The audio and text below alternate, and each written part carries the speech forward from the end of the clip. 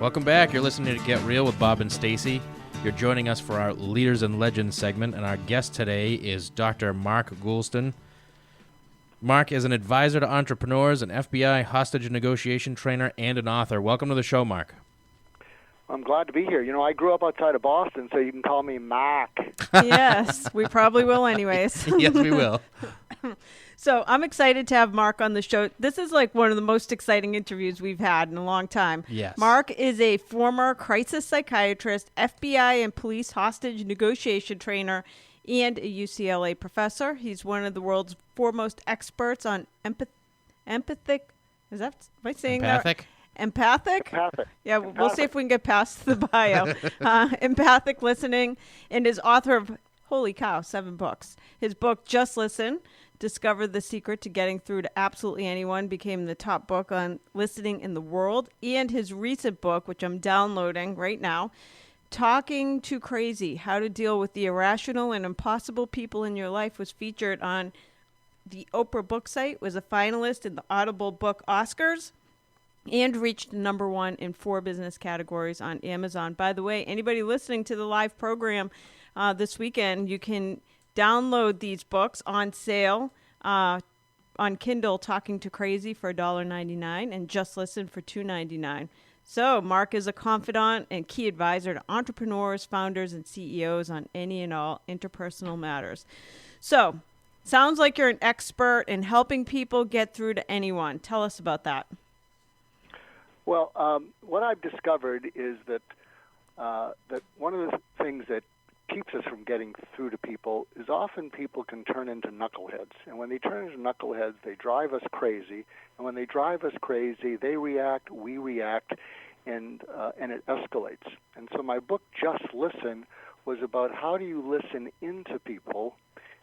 And my book, Talking to Crazy, is how do you listen into people and then lean into them and disarm them. So I'll give you an example. If I was listening to you versus listening into you, if I'm listening to you, I would be answering the questions just in a sort of the way I'm answering them. Here's an example of listening into you, and you can each tell me what the difference is. If I'm listening into you, what I'm picking up is that it's very important for you to bring important, immediately usable information to your listeners that they can use today. It's also important that you bring on experts that do that, and I'm guessing that there's sometimes you have experts on and you look at each other and you say, we can't put this on the air. Yes. That actually happens. This person was awful. We got to protect our audience, and how do we explain to their PR person we can't use the interview? So is any of that true? Oh, God, absolutely. Yeah. Mm-hmm. And so can you see the difference? One was listening to you, and the other one was listening into you. And that's why you kind of opened up. And I know that you have a great show, and the people who listen in want some immediately usable tips.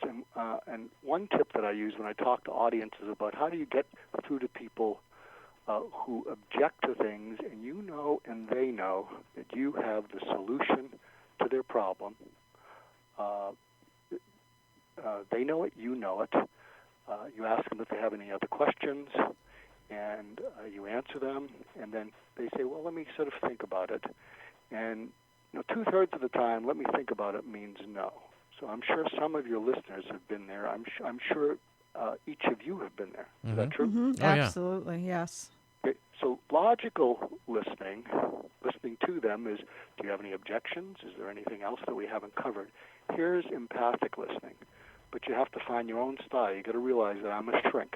I'm a hostage negotiation trainer. So you got to adapt it to yourself. But if you're running into someone like that and they're pausing, and they have no questions, and you know that you have a solution, what you might say to them is, "Can I ask you a hypothetical question?" And they'll look at you puzzled. Yeah. And you say to them, "You've been disappointed before, and you don't want to repeat that disappointment." Because we've all been disappointed before. And I'm guessing that what you've heard from us may feel or sound similar to a situation that you said yes to, and it didn't work out well. And so you're pausing because you just don't want to repeat that again, because you're just like all of us. Is any of that true? So can you see how you've, by tuning into them, if logically there's no reason for them to hold back, they're holding back because they don't want to repeat an experience that they've had that afterwards they said to themselves, what was I thinking? Why did I do that? So can you see how that's empathic listening? Does that make sense? Yes, this is amazing. I look at the book, Talk to Crazy, and do you offer any advice? I have a handful of people. I have one particular real estate agent who does not work at my company, somebody that I've tried to recruit for many years to my company, but we have a friendship that is so contentious because he's crazy. And then I look at it, I'm like, maybe I'm the crazy one. Like, how can somebody decipher whether the other person is the nut or you're the nut? Well, there's a big chapter on talking to crazy because people have said to me, what if you're the nut? Yes. So it's a way of figuring it out. And here's what it is. If you're the person who takes things personally when they're not meant that way, who misinterprets what the other person is saying, who the other person has to say, can you calm down, then you're probably the crazy person. But if you're dealing with someone, if you're not the crazy person, but they are, and again, I'm a psychiatrist, and this is, I'm not talking about mental illness. I'm talking about the people that drive you crazy. Right. Yeah. And I need to say that because I was a practicing psychiatrist for 30 years, working with schizophrenics, manic depressive, and I was a big suicide specialist, taught people out of killing themselves for 20 years. And and so here's what you might say to someone, and you'll see how this is very disarming. And it's what I call assertive humility. It's a way of baring your neck to the other person, which when animals bare their neck, their predators are disarmed. So you say to this person, you say, when would you have a few minutes? Because I need your help with something. Nice. And they're going to say, what? You could say, yeah, no, it's not urgent, but when would you have a few minutes? So you want to get their imagination going, and because you're burying your neck into them. And then when you speak to them, say, I need your help with something because you're incredibly talented. And I find myself close to dreading talking to you. And I need to look forward to talking to you. That's awesome. And I'm having trouble with that. And you're so talented. And I'm having trouble with that because when our conversations happen and they go sideways, and it could be me, it could be you, and what you don't know is that I think what you do is you remind me of difficult people in my past, and suddenly I'm feeling all these kinds of things towards you, and it's probably aimed at people in my past who used to do that. And so I want to build on what we have and make sure that your talent sees the light of day, and I can't do it without you. Does that make sense? That's amazing. Yes. So let's take it to, especially in our business, or probably any business, like occasionally you get a customer who calls and they're like just furious. They're steaming. You can feel their anger coming from the other side of the phone. How do you take steps to de-escalate that situation? Well, there's something that I call the Fuden technique, and Fuden stands for frustrated, upset, disappointed, now what? Frustrated, upset, disappointed, now what? And so what you do is when they're screaming, you let them finish, and you and then you pause, and you don't want to say you sound angry or calm down because that'll just agitate them, but everyone will talk about being frustrated. Because everybody's frustrated, and you pause, and this is what you say. If I was you right now, I'd be frustrated and really upset. Can you tell me what you're frustrated and really upset about? And so by saying it that way, you're not talking down to them. You're saying that if you're picking up, if I was you right now, I'd be frustrated and upset about something. Can you tell me specifically what that is? Because we'd like to fix that. And so when you do that and people start telling you, well, I'm really frustrated about this, I'm upset about this, you're going to hear their voice calm down because there's research that shows that when people use the right word for what they're feeling, their feelings calm down. And so you're giving them the words. Instead of saying you, you're getting them to say, well, I'm really frustrated about this and I'm really upset about this. And then there's something that I suggest to people, who really want to. Some people say this is amazing stuff. So I suggest to people, when people are talking to you and they're upset, notice 4 things. Notice hyperbole. So if they use words like awful, horrendous, terrible, notice that. Or notice inflection. We've got to take care of this. You can't keep doing this to me. So when they raise their voice, that's inflection. And people who really love this stuff, notice adverbs and adjectives, because an adverb embellishes a verb, and an adjective embellishes a noun. And all 4 of those things, hyperbole, inflection, adverbs, and adjectives, have emotional juice on them. So when the person's talking to you about what they're frustrated and upset about, and they say, this is really horrendous, and such and such and such and such, they're going to expect you to say, now calm down. And so from the talking to crazy standpoint, you lean in and you say more about the horrendous. Well, say more about the awful. And what's going to happen is you're giving them that word, they're going to start calming down.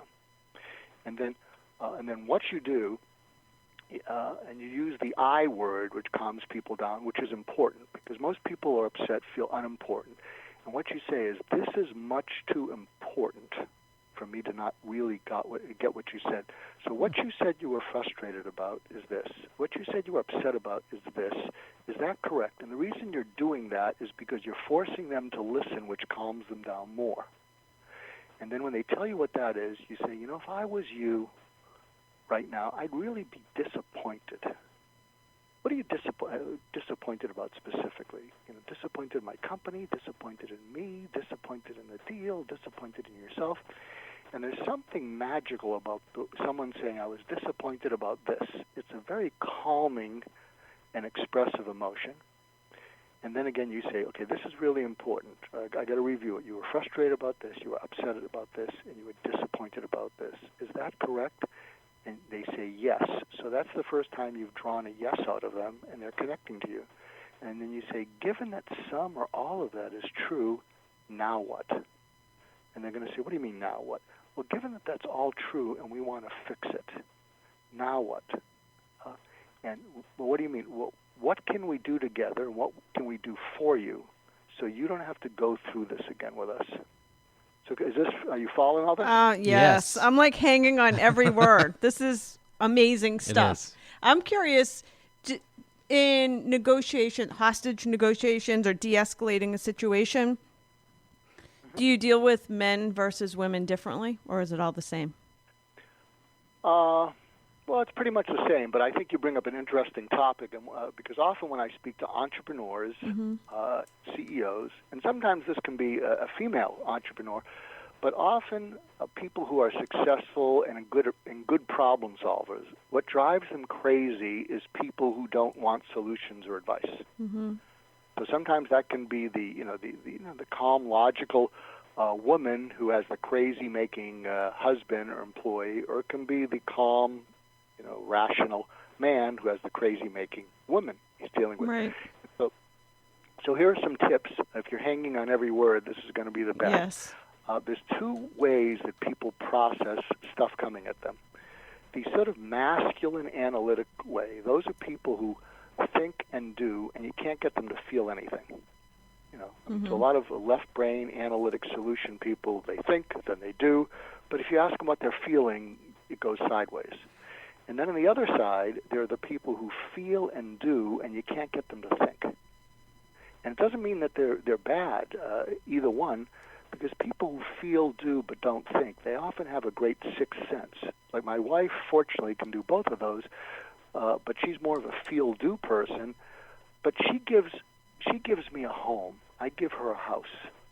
She can hear a sound 3 rooms away, and she knows exactly what the kid is doing, whereas I'd have to shadow the kid. So we need both of that. So here's the deal. If you're in a conflict with someone and it's escalating, you say to yourself, red flag, conflict, and ask yourself, am I involved with think-do versus feel-do, or feel-do versus think-do? Which one?